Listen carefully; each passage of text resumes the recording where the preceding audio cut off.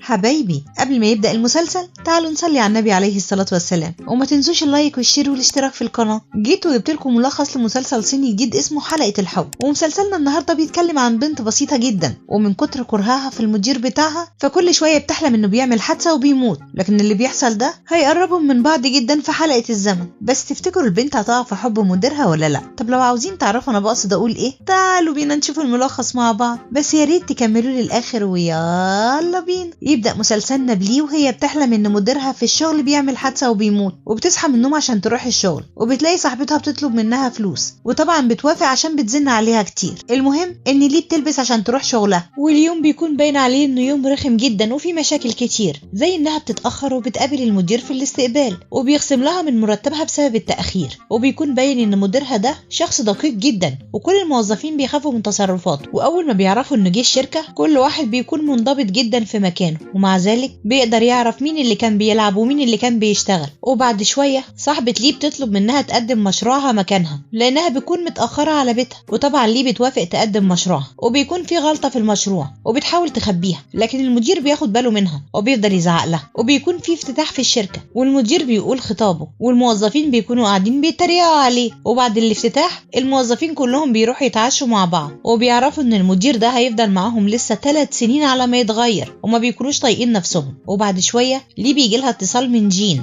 اللي بيقول لها انها نسيت شنطتها جنبه، واخد رقمها من الكافيه اللي كانوا فيه، وبيعرفها ان ممكن يوصل لها الشنطة، وبتتفق معاه على كده. وبعد شوية الموظفين كلهم بيسكروا بما فيهم المدير كمان، لكن هي بتكون مستنية جين وبتضطر تفضل معاه عشان توصل المدير. وبيجي جين وبيساعدها انها توصله، لكن في الطريق المدير بيكون سكران خالص وبيقف قدام العربية، وهي بتلاقي ان حلمها بيتحقق بنفس الطريقة اللي هي بتحلمها. وفجأة ليه بتصحى من النوم وبتفهم انها بتحلم، وبتلاقي صاحبتها بتطلب منها فلوس، وبتلاقي كل اللي بيحصل في يومها بيتكرر بنفس الطريقة لحد ما بيجي المدير وبيموت بنفس الموتة وبنفس الطريقة اللي هي بتحلم بيها واللي هي بتشوفها كل يوم. وبتفضل على الحال ده لحد ما ليه بتكون عارفة اللي هيحصل، وبتسبق الأحداث وبتروح الشركة وبتتخانق مع مديرها، وبتستمتع بيومها وبتروح تشتري كل اللي نفسها فيه، وبتاكل في أغلى المطاعم وبتشتري أغلى الماركات، وبتبعت هدايا لمامتها ولأختها. وآخر اليوم بتروح تنام وهي متأكدة إن اليوم هيتكرر تاني وكل الحاجة هتتعاد من جديد. هي دي النيلة. لكن المفاجأة إنها بتصحى بتلاقي اليوم اتغير، وزميلتها بتكون مبسوطة بيها جدا بعد ما خدت الفلوس، وبتعرف ليه إن اليوم مش هيتعاد تاني وإنها بوظت حياتها باللي عملته، وبتقعد تفكر إنها خسرت شغلها، وبتكون متضايقة جدا على الرغم من إن صاحبتها بتحاول تخليها مبسوطة وبتعمل لها الأكل اللي بتحبه. فبتستجمع شجاعتها وبتروح الشغل، وبتقرر إنها تعتذر للمدير، وبتطلع الشركة وبيكون كل الموظفين فخورين بيها وباللي هي عملته مع المدير. ده انت موظفينك بيحبوك عمى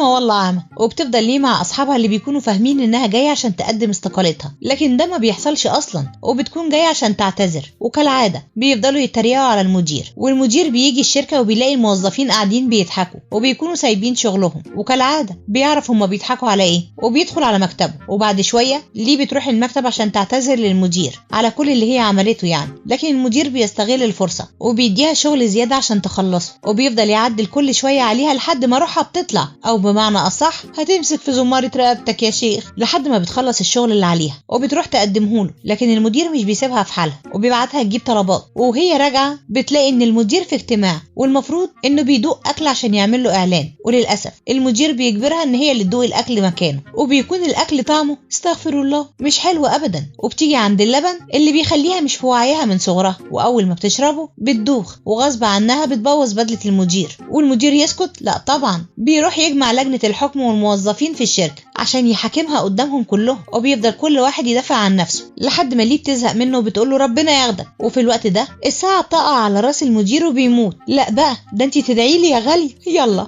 اهو الراجل خد الشر وراح. وهوب ليه بتصحى من النوم وبتفهم انها كل ما بتقول له ربنا ياخدك بيموت فعلا. لا ده انا راسي لفت. وبتروح على الشغل، وفي طريقها بتفتكر الاحداث وبتقرر تخلص من العذاب ده. ووقت المحاكمة ليه بتعتذر للمدير قدام اللجنة كلها، لكن المدير ما بيسكتش وبيقول لها لازم تكتبي رسالة رسالة اعتذار عشان اقبل استقالتك. ايه العذاب ده؟ وبتقعد ليه طول الليل تكتب رسالة الاعتذار وبتقدمها وبتفكر في اللي حصل معاها وبتقعد تعيط، والمدير بيشوفها وبتروح على البيت وبتلاقي رسالة من المدير انه مستني منها رسالة اعتذار تانية خلال يومين. قال لها انت حد مسلطك عليها بقى، وبتدخل ليه تنام. وتاني يوم بتلاقي اتصال من سمسار البيوت وبيقول لها ان صاحب البيت اللي هي عاوزة تأجره جه، وبتروح ليه على البيت وبتكون مبسوطة جدا انها تقدر تأجره. لكن بتلاقي صاحب البيت هو جين وبتحاول تقنعه انها تأجر البيت منه، وطبعا بتفضل تحكي له قصص عشان يوافق. ووقت خلاص ما بيكون اتفق معاها هوب بيغمى عليها وبتفقد الوعي. ولما بتصحى تاني يوم بتفهم ان المدير بتاعها مات، وعشان كده هي يومها تعاد. وتاني يوم بتصحى من النوم وبتروح تشوف المدير مات ازاي وبتفضل تراقبه لحد ما بيوصل على بيته وبتلاقيه واقف مع رجل الامن اللي بيكون كسر زهرية، وبيقدر يثبت ان رجل الامن هو اللي كسرها. لكن رجل الامن ما بيكونش طايقه فبيدعي عليه ربنا ياخده. انا نفسي زهقت منه. وهنا ليه بتعرف المدير مات ازاي وبتفهم ان اي حد هيدعي عليه هو هيموت وهي هتعيد يومها. ومن اللحظة دي بتقرر تراقب اليوم ده وبتفضل معاه عشان ما يموتش. وبتروح على بيته وبتلاقي اخوه بيستقبلها، وده لانها جميلة جدا عينه زيغة يعني. والمدير بيطلع يقابل ليه اللي بتكون جاية تاخد منه تعليمات على رسالة الاعتذار. والمدير ما بيصدق بقى وبيفضل يشرح لها تكتب ايه لحد ما اخوه بيجي وبيعرض على ليه انها تفضل معاهم. وليه ما بتصدق وبتقول له هعمل الغدا النهارده. وطبعا اخوه بيفضل يتحايل عليه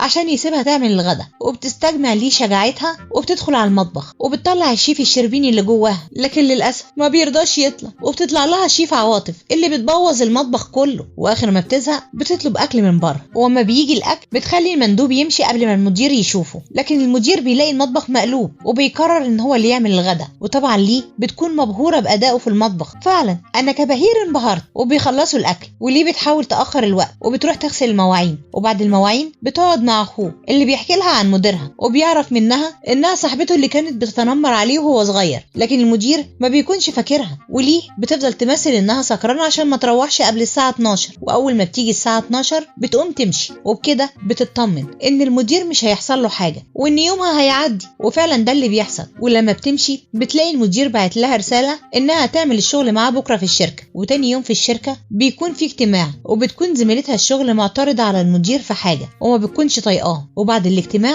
بتقعد تشتم عليه، وقبل ما تدعي عليه ليه بتحط التفاحه في بقها. اخرسي بقى انا اللي حياتي بتقف. وبتقدر ليه توقفها قبل ما تقول لها حاجه. وبيكمل اليوم، وكالعاده ليه ما بيكونش عندها ثقه ان المدير هيبطل يستفز الناس اللي بتدعي عليه، وبتقرر تراقبه. وتاني يوم بتطلع وراه وهو بيجري، ولما المدير بيشوفها بتضطر تقول له انها معجبه بيه. وبيروحوا الشركه، وتقريبا كده المدير بيصدق انها فعلا معجبه بيه. واخر ما بيزهق بياخدها البلكونه عشان يتكلم معاها. فليه بتضطر تقول له على حلقه الزمن اللي هي وقعت فيها، وبتفهمه ان كل ما حد بيدعي عليه يومها بيتعاد تاني. وبتجرب انها تدعي عليه عشان يصدقها، وفعلا بتيجي عاصفه وبتاخده وتمشي. صدقت كده يا اخويا ارتحت. وتاني يوم بيصحى من النوم وبيكون مصدق كلام ليه جدا لانه دخل حلقه الزمن معاها وفهم اللي بيحصل. وبيروح الشركه تاني يوم وبيتكلم مع ليه عشان يعرف يعمل ايه. وليه بتفهمه انه يخلي باله من افعاله مع الناس عشان ما يخليش حد يدعي عليه. لكن طبعا هو ما بيصدقش كلامها، وبيروح للدكتور. وتقريبا كده الدكتور مش بيصدقه وبيطرده بره العياده. وبيفضل يفكر في حل لحد ما بيروح يقف فوق السطح، والناس بتفهم انه عاوز ينتحر. وليه بتروح تقول له لو نطيت مش عارفه هتكون عايش ولا هتموت، بس اللي اعرفه ان اليوم بيتعاد تاني اول لما حد بيدعي عليه. وبعد دقيقه واحد من الناس اللي مستنيين ان هو ينط تحت العماره بيزهق منه وبيدعي عليه يموت، وفعلا بيموت. وتاني يوم بيصحى من النوم، لكن المره دي بياخد باله من افعاله وبيعامل الموظفين كويس جدا لحد ما بيجي وقت وبيدخل اجتماع يخص الشركه، وبيتنرفز جدا وبيقوم يمشي. وواحد من اللي في الاجتماع بيدعي عليه، وطبعا بقى كلنا عارفين اللي هيحصل عشان انا زهقت منه. وبيفضل يكرر الموضوع ومش عارف يحله ولا حتى عارف يقنع الراجل ده انه يكون راضي عنه. وبيصحى من النوم وبيفضل يفكر يعمل ايه،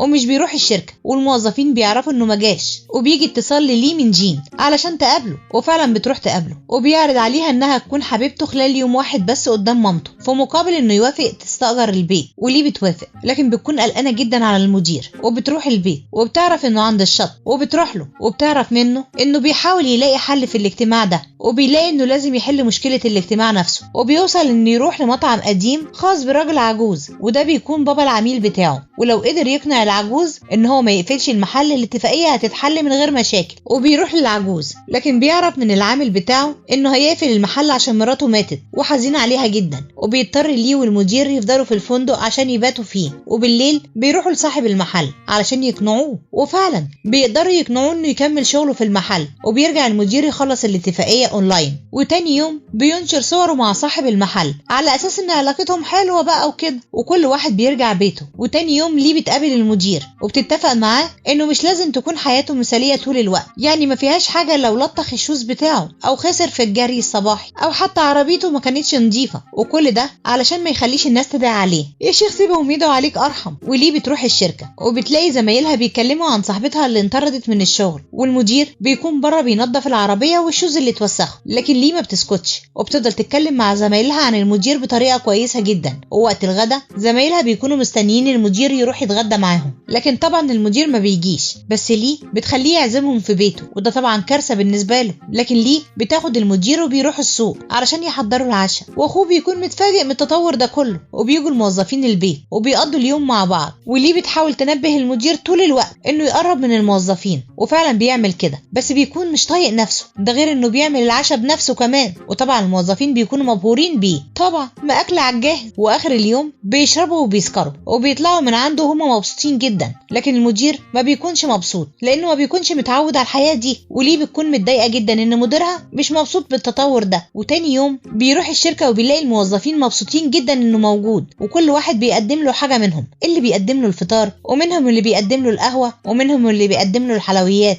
يعني كنوع من انواع الشكر على اللي هو عمله معاه. وبيسأل على ليه وبيعرف انها خدت اجازة، وفي الوقت ده ليه بتجهز نفسها عشان تروح تقابل مامة جين، وبيروحوا البيت مع بعض، وبتقعد مع مامة جين عشان تقنعها انها حبيبة جين، لكن مامته مش بتكون مقتنعة بسبب طريقة لبسها يعني، لكن ليه بتقدر تقنعها وبتعجب جين جدا، وبياخدها يوصلها البيت، وقدام البيت بيطلب منها تكون حبيبته بجد. وهنا المدير بيكون وراهم وبيكون عاوز يعرف هي واخدة اجازة ليه، ولما بيعرف انها طلعت مع جين بيعاقبها بواجب تكتبه 200 مرة: يا بنتي اقتلي نفسك عشان يرتاح. وتاني يوم ليه بتروح الشركة وبتلاقي الشركة مقلوبة بسبب ان المنتجات ما وصلتش الشركة، والموظفين بيحاولوا يوصلوا للمدير لكن ما بيردش، وبيحاول انه يتفق مع عميل تاني، وفي الاخر بيرد على ليه اللي بتعرفه ان في مشكلة في الشركة، وبيروح الشركة وبتفهمه المشكلة وبيطلب منها تعيد الزمن. وفعلا بيجي تاني يوم وبيكونوا محضرين نفسهم انهم يحلوا المشكلة اللي حصلت، وبيعرفوا ان المشكلة اللي حصلت دي بسبب الراجل اللي عامل زي البطيخة ده، وبيقدروا يحلوا المشكلة معاه، وفعلا المنتجات بتوصل الشركة. لكن المدير ما بيرتاحش غير لما بيراقب الراجل البطيخة ده وبيفضل يضربه. كل ده بيحصل بمساعدة ليه طبعا. واخر اليوم بياخدها وبيطلعوا يتغدوا مع بعض وبيتفسحوا كمكافأة على جهودها معاه يعني، وبيروحوا محل اليانصيب وفعلا بيكسبوا، لكن للأسف الورقة بتطير وبيضطروا يعيدوا اليوم أكتر من مرة علشان يكسبوا، لكن كل مرة بتحصل حاجة وبتضيع لحد ما بيزهقوا وبيروحوا يتعشوا في المطعم ده مع بعض. وهناك بتكون أختها مع حبيبها في المطعم وبيروحوا يقعدوا مع ليه، وبتتنمر عليها بعد ما المدير بيروح الحمام، لكن بيجي المدير وبيدافع عنها وبياخد ليه وبيمشي، لكن ليه بتكون سكرانة وبيقعدوا في الشارع وبتقول للمدير أنا بحبك، وطبعا المدير ما بيصدق إن في بنت أعجبت بيه. وتاني يوم مامة ليه بتروح عندها، وده طبعا بعد ما عرفت من أخت ليه اللي حصل،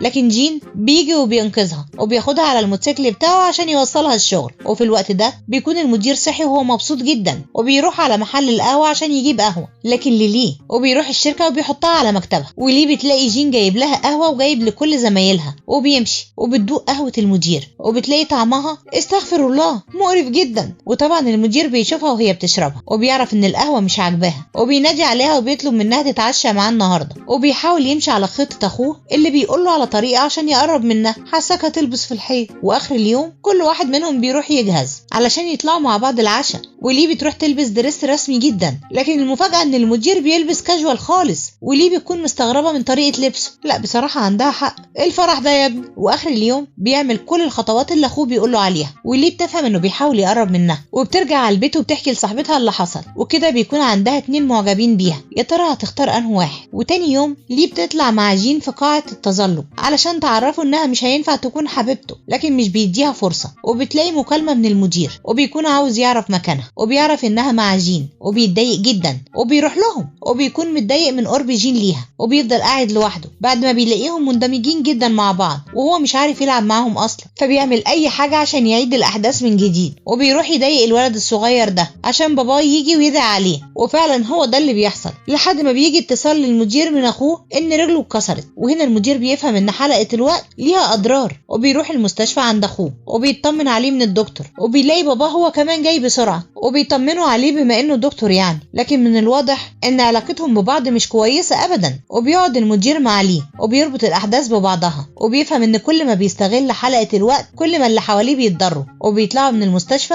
وبيلاقوا جين مستني ليه قدام المستشفى، لكن ليه بتقوله انها هتروح لوحدها، وبترجع البيت وبتحكي لصاحبتها اللي حصل في يومها كله، وبتكون متضايقة من اللي حصل. وبالليل ما بتعرفش تنام من كتر التفكير. وتاني يوم بتروح الشغل وبتحاول تتجنب المدير، وبتلاقيه باعت لها شغل مع زميلها، وبتروح المطبخ تعمل شاي وبتوقع المية على ايديها، وبتلاقي المدير جاي ناحيتها وبتكون فاهمة انه جاي يزعق، لكن الغريبة انه بيكون مهتم بيها وبسرعة بيحط لها تلج على ايديها. اخيرا حنيت. وليه بتطلع مع اصحابها عشان وقت الغدا، وبتلاقي ان كل زمايلها بقوا بيتكلموا عن المدير بطريقة كويسة جدا. وبعد الشغل بتروح على بيت جين علشان هتنقل البيت عنده، وبتظبط الايجار مع السمسار وجين. وبعد ما السمسار بيمشي جين بيقعد معاها وبيتغدوا سوا، والمدير بيكون مع اخوه اللي بيكون طالع من المستشفى، وطبعا بيفضل يقوله على نصائح ازاي يقرب من ليه. واخر ما المدير بيزهق بيروح عندها البيت، واول ما جين بيروح المطبخ بيدخل البيت ياخدها من ايديها وبيطلعوا بره، وبيفضل يزهق معاها عشان سايباه لوحده وقاعده مع جين. بتقول لها انك غيران عادي خالص، واحنا هنعمل نفسنا اننا مش واخدين بالنا. وفجأة المدير بيبص ليه، وهنا نسكت قليلا، وليه بتتكسف جدا وبتمشي من قدامه، وبتروح البيت ووشها احمر ومكسوفه من اللي حصل. والمدير برضو نفس الحكايه، وبيفضلوا طول الليل يفكروا في اللي حصل. وتاني يوم بيتقابلوا في الكافيه وبيكونوا مكسوفين من بعض جدا، وبيطلعوا الشركه وكل واحد منهم بيعمل نفسه انه مش واخد باله. ووقت الشغل ليه بتلاقي صاحبتها اللي متجوزه تعبانه جدا، والمدير وليه بينقلوها المستشفى، وبيجي جوزها وبيزعق لها عشان تسيب الشغل لانها كده بتتعب نفسها جدا. لكن ليه بتتكلم وبتحاول تفهمه انها بتساعده في امور البيت علشان يسيبها تشوف حياتها، وفعلا بيقتنع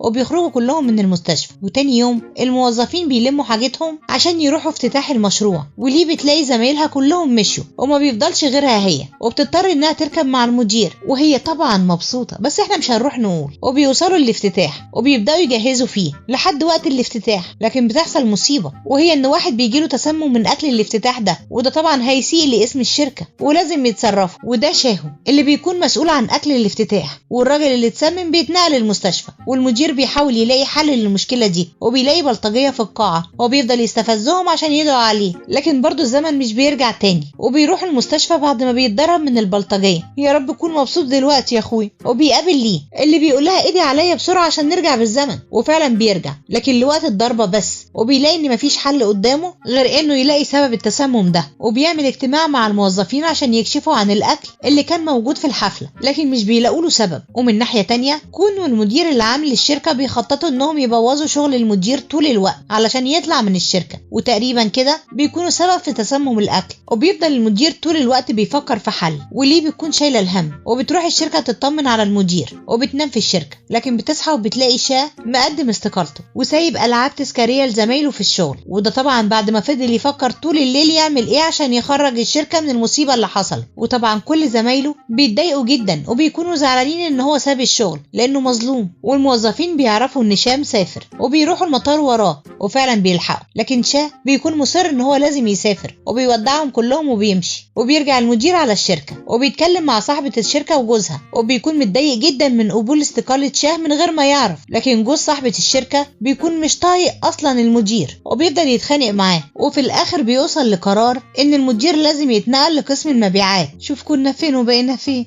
وكل الموظفين في الشركة بيعرفوا بما فيهم ليه. وبتروح للمدير المكتب وبتلاقيه بيلم حاجته وماشي وما بتقدرش تعمل له حاجة. وتاني يوم المدير بيروح السوبر ماركت اللي هيشتغل فيه بياع وعامل توصيل، رغم انه اول مرة يمر بالتجارب دي، الا ان المدير بتاعه ما رحموش وفضل يعامله باسلوب مش كويس خالص طول الوقت. هو انت بلاء يا عم انت ولا ايه؟ والموظفين في الشركة بيعرفوا وبيروحوا يتفرجوا عليه وهو بيشتغل زيهم، وبيكونوا مستغربين ان حاله اتقلب كده. وبنرجع البيت وبتلاقي جين مستنيها قدام البيت عشان يعرفها ان المديرة هوا المسؤولة عن منتجات يوم الحفلة عارف مكانها، وفعلا بيروح على مركز التدليك وجين بيتنكر في لبس بنت عشان يقدر يدخل عندها، واول ما بيدخلوا بيلاقوها بتتكلم في التليفون عن طلبيه، وبيكونوا عاوزين الطلبيه دي عشان الشغل يمشي. لكن مدام هوا بتقول لهم هفكر في الموضوع بعد ما بتعرف انهم جايين متنكرين علشان يقنعوها يعني. والله شكلك حلو وانت بنت. وتاني يوم لي بتروح لها بلوحه من فنانه كبيره بعد ما بتعرف انها معجبه جدا برسمها، وبتقدر تاخد منها الموافقه على اخذ الطلبيه منها وبتمشي. ومن ناحيه تانيه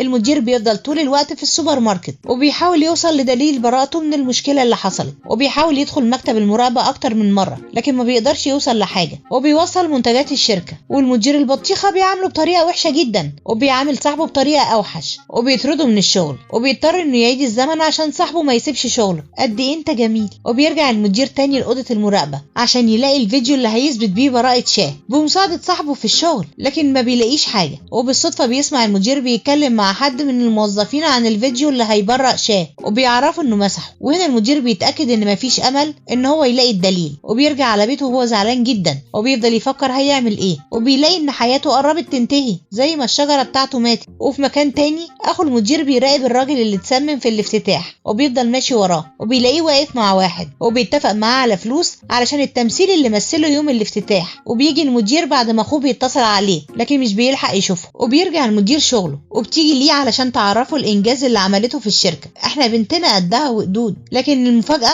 ان بيكون في شخص عاوز يدمر حياه المدير باي طريقه، وبيخطط طول الوقت ان هو يأذيه. يا ترى هيكون مين الشخص ده؟ وليه بتاخد المدير وبيطلعوا يقعدوا مع بعض، وكل واحد بيشتكي همه من يوم ما ولدت امه. وتاني يوم في السوبر ماركت بيكون في زبون واقف بيضايق عامله في المكان وبيتحرش بيها، وبيجي المدير وبيدافع عنها وبيزعق للزبون، لكن المدير بتاعه بيجي وبيدافع عن الزبون. لكن المشكله بقى انه بيلاقي العامله نفسها مستغنيه عن حقها، فبيقعد معاها عشان يفهمها انها لازم تدافع عن حقها، لكن مش بيلاقي معاها نتيجه. وفي مكان تاني ليه بتطلع مع جين اللي بيحاول يقرب منها، لكن ليه بتعامله كزميل. وتاني يوم في السوبر ماركت نفس الزبون بيرجع المحل تاني عشان يتحرش بالعامله، واخيرا العامله بقى بتتكلم وبتتهم الزبون انه بيفضل يتحرش بيها، وده طبعا حصل بمساعده المدير باي. لكن اخر اليوم مدير السوبر ماركت بيتحجج باي حجه وبيطرد البنت من الشغل، والمدير باي بيشوف ده وبيفضل ماشي ورا البنت هو وليه. وفي الطريق بيلاقي الراجل اللي اتسمم بيضايق البنت وبيروح يحوشه عنها، لكن البنت بتقوله ان الشخص ده حبيبي، وبياخدها البيت وبتحكي لهم انها مرتبطه بيه من سنين، وبيخلوها تنام في بيت ليه. وتاني يوم باي وليه بيروحوا يراقبوا الراجل اللي اتسمم وبيعرفوا كل تحركاته، والمدير باي واخوه بيقدروا يحاصروه وبيخلوه يتكلم، وبيعرفوا ان مفيش في ايده اي دليل. وبيرجع باي على السوبر ماركت وبيلاقي الراجل اللي اتحرش بالبنت جاي يطالب بحقه، وده طبعا بيضايق باي جدا لانه غلطان فعلا. وكالعاده المدير بيدافع عنه بس بياخد اللي فيه النصيب، وبيتضرب في عينه حته بوكس، وبيروح يشتكي للمديرين في الشركه، لا ضربني وبكى وسبقني واشتكى. ومن ناحيه تانيه ليه والمدير بيقرروا يكملوا بحث في الموضوع عشان يوصلوا لدليل، وبيمشوا ورا الراجل اللي اتفق مع الراجل اللي اتسمم. وفجاه بيظهر واحد راكب على موتوسيكل وبيضرب شخص بالموتوسيكل لحد ما بيموت، وبيضطروا يعيدوا الوقت عشان يعرفوا مين صاحب الموتوسيكل وهيروح فين الشخص اللي اتفق مع الممثل. لكن المفاجاه ان الشخص ده بيروح يقابل سيد يو زميل ليه في الشركه. شوف يا اخي، وانا اللي كنت فاهماه ملاك. وفي اللحظه دي ليه بيفضل يراقب سيد يو طول الوقت في الشركه، والمدير بيحاول يثبت لصاحب الشركه انه هيلاقي دليل قريب. ومن ناحيه تانيه ليه بتشوف منتجات المخزن ومنتجات السوق، وفعلا بتلاقي فيه اختلاف كبير في طعم المنتجات، وبيعرفوا ان المنتجات بتكون نهايه صلاحيتها قربت. وبيقرر باي يستدعي السيد يو قدام صاحبه الشركه، وبيثبت قدامهم ان هو كان سبب في دخول المنتجات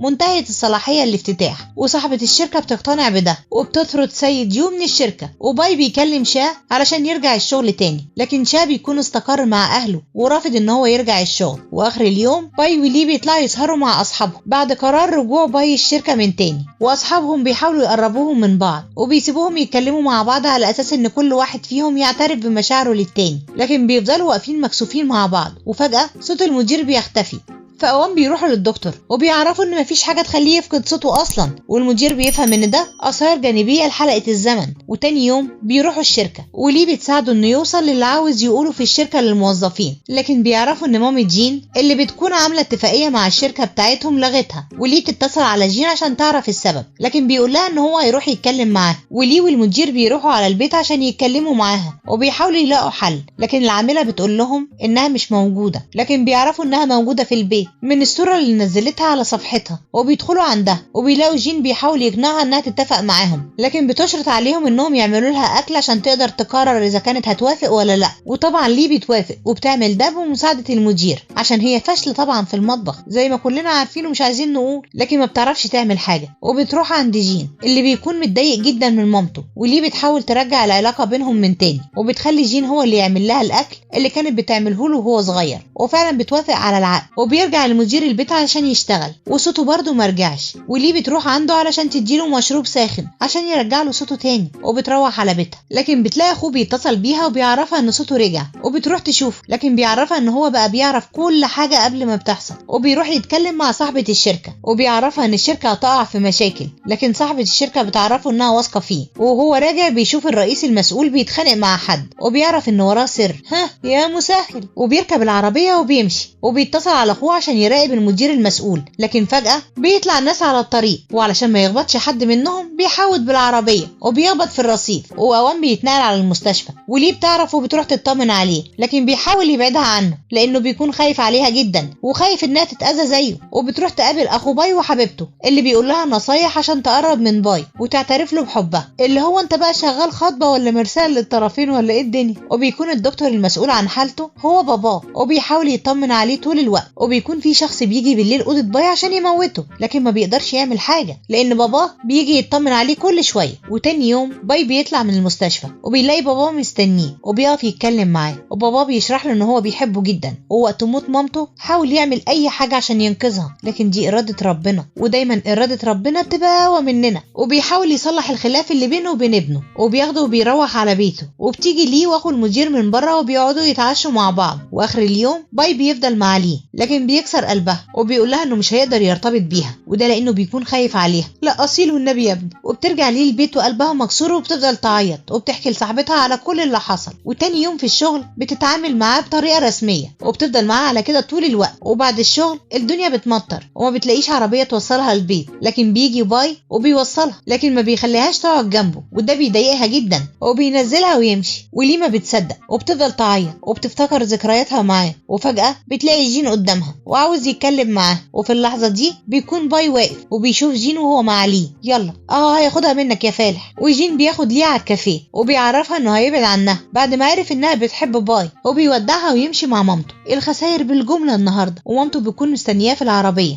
وفي الجراج باي بيلاقي سيد يو وبيكون بيتخانق مع رئيس الشركة وبيمشي وبيسيبه. لكن فجأة باي بيحس بتعب وبيشوف ان في شخص جاي يضربه بسكينة، وفعلا اللي بيشوفه بيحصل، لكن هو بيقدر يحمي نفسه لحد ما الشخص ده بيهرب. وباي بيروح البيت واخوه بيكلم ليه علشان تروح تطمن عليه، لكن بتلاقيه كويس وبتمشي. وتاني يوم باي بيعرف ان في واحدة من الموظفين اتعرضت لحادث، وبيروح يشوف وبيعرف من الممرضة انها اغمى عليها من الغاز. وليه بتروح المستشفى وبيشوفوا البنت وبيلاقوا مذكراتها معاها وبيقروها، وبيعرفوا انها تعرضت لاهانات كتير من باي في الشركة لحد ما طردها، وهو ده اللي وصلها انها تنتحر. وبتفتح غاز الشقة كلها عشان تموت نفسها، وبتكون كاتبة في المذكرات بتاعتها انها بتدعي على باي. وليه بتفهم ان اللي بيحصل معاهم ده بسبب لعنة البنت دي عليهم، لكن باي ما بيصدقش ده. وبيطلعوا من المستشفى وبيتصلوا على شاه يمكن يكون عارف حاجة بما انه كان قريب منها يعني، وبيقول لهم انه شاف سيد يو وهو بيحط ملفات غلط على مكتبها وهو اللي تسبب في طردها. ايه ده، هو اي اذية وخلاص. وبتقعد ليه مع باي عشان يشوفوا حل مع بعض. وفي مكان تاني رئيس الشركة بيجيله اتصال من شخص بيهدده بقتل بنته، لكن ده لو منفذش اللي هو عاوزه. وتاني يوم سيد يو بيكون في الشارع وبيجري وراه رجالة لانه بيكون معاه دليل ضد رئيس الشركة، لكن بيقدر يهرب منهم. لكن باي بياخده معاه في العربية وبيقدر يقنعه ان هو يروح عند رئيس الشركة عشان يوريهم الدليل. لكن في الوقت ده الموظفة اللي في المستشفى بتتعب جدا، والدكاترة بيحاولوا يفوقوها على اخر لحظة، وبيكون اخوها معاها، وبيكون هو ده الشخص اللي عاوز يقتل باي عشان ينتقم منه. وسيد يو في الشركة وبيعمل فيها ان هو هبل وما بيكونش معاه دليل، وبيحرج باي قدام صاحبة الشركة. وباي ما بيكونش في ايده اي حاجة تانية يقدمها، فبيضطر ان هو يعيد الوقت اكتر من مرة عشان يوصل للدليل. وفجأة بيشوف المستقبل وبيعرف ان السيد يو هيتقبض عليه ولازم يكملوا الخطة. وليه بتروح عند مراته اللي بتكون مش عارفة ان جوزها اتطرد من الشغل، وليه بتدور على دليل وبتلاقي الفلاشة في شنطة مراته، وبتروح الاجتماع وبتقدر تثبت لاصحاب الشركة ان السيد يو ده نصاب وبيتقبض فعلا عليه. وبعد ما بيخلصوا ليه بتودع باي وبتمشي، وباي كمان بيمشي بالعربية بتاعته وبيلاقي اخو الموظفة بتاعته بيكلمه وبيهدده انه خطف ليه،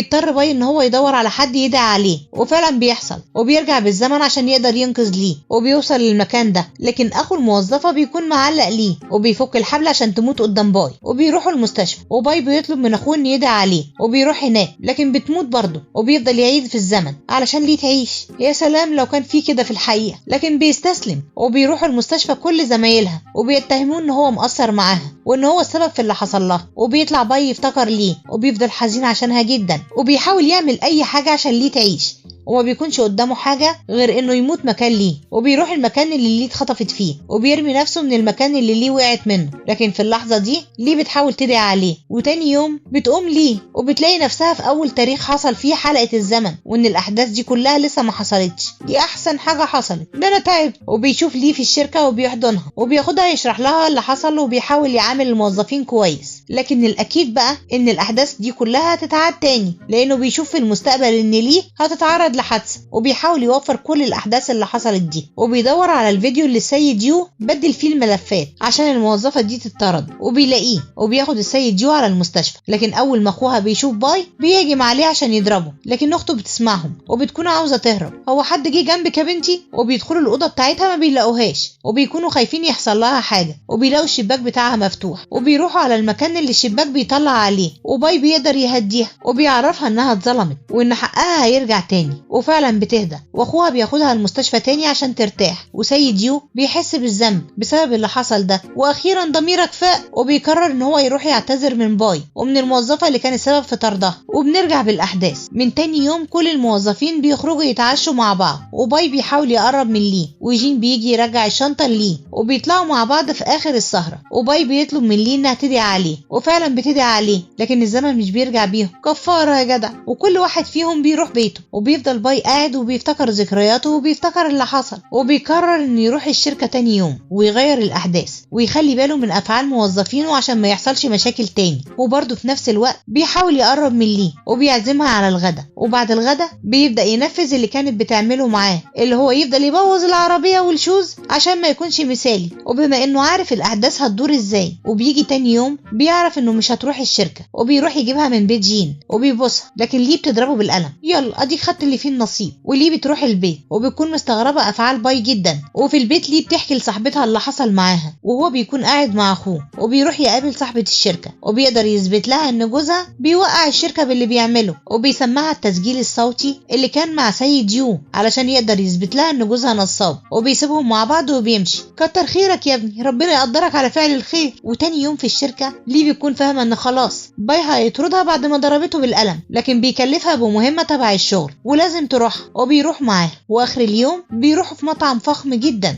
المطعم اللي بيقابلوا فيه اختها هناك وبتفضل تتنمر عليها، لكن بيكون عارف ان حبيبها بيخونها في الحمام، وبياخدها الحمام عشان يثبت لها كلامه. وفعلا اختها بتنفصل عن حبيبها. مش بقولك ربنا يقدرك على فعل الخير. وباي بياخد ليه وبيمشي، وليه بتسهر مع باي. وتاني يوم باي بيروح السوبر ماركت وبيلاقي الراجل اللي بيتحرش بالموظفة وبيبعدوا عنها، وبتكون ليه مستنياه، وفجأة بيهجم عليه رجالة وبيفضلوا يضربوه. واوام ليه بتاخد باي على المستشفى لان ايده بتكون اتجرحت. وبعد شوية بيلاقوا جين جاي وبياخد ليه عشان يتكلم معاها وبيعترف لها بحبه، وبيكون باي واقف يسمعهم، لكن باي بيفتكر انه كسر قلبها قبل كده وبيمشي. لكن ليه ما بتردش على جين، وبيرجعوا المستشفى عشان يروحوا يشوفوا باي، لكن مش بيلاقوه. وتاني يوم في الشركة جين بيروح مع ليه وبيوزع قهوة على الموظفين، لكن باي ما بيكونش مرتاح، وبيروح الحمام وبيلاقي جين جاي وراه وبيقوله ان ليه شخص مهم جدا بالنسبة لي ومش هسمح لك تضايقها تاني. وتاني يوم بيشوف جين وهو جايب ورد ليه، والرئيس المسؤول عن الشركة بقى بيهتم ببنته، لحد ما بيجي يوم واللي بتقابل جين وبتعتذر له لانها ما بتقدرش تكون مرتبطة بيه، وبيروح لمامته اللي بتكون مستنياه في العربية. لكن في المرة دي جين بيقدر يقنعها انها تسيبه يقرر مستقبله بنفسه، وفعلا بتسيبه يمشي. وباي بيروح يقعد مع اخوه وحبيبته اللي بتكون صاحبة ليه، وبيعرف منها ان ليه رفضت جين، وبيفضل يفكر طول الليل يعمل ايه، وبيكون خايف ان ليه تتعرض لأذية بسببه. حبه، لكن تاني يوم بيستجمع كل قوته وبيروح على بيتها عشان يعترف لها بحبه، لكن مش بيلاقيها وبيروح على كل الأماكن اللي ممكن تكون فيها، وآخر مكان بيكون هو المبنى اللي وقعت منه قبل ما يرجع بيهم الزمن، وفعلا بيلاقيها هناك وبتفتكر كل حاجة حصلت، وكل واحد منهم بيعترف بحبه للتاني، وفجأة بيحسوا بخلل والاتنين بيقعوا مع بعض، وبيجي تاني يوم وهم صاحيين من النوم. وهنا بنعرف ان اللعنة المرة دي بتكون لعنة الحب. ولحد هنا بيخلص ملخص مسلسلنا، ويا رب يكون عجبكم، واشوفكم على خير يا حبايبي، ويا ريت كل اخواتي يواظبوا على الصلاة في مواعيدها. ولو عجبكم الفيديو يا ريت ما تبخلوش علينا باللايك، ولو اول مرة تتفرجوا علينا يا ريت تعملوا اشتراك وتفعلوا الجرس عشان يوصلكم مننا كل جديد بنقدمه، وان شاء الله اللي جاي هيعجبكم اكتر واكتر.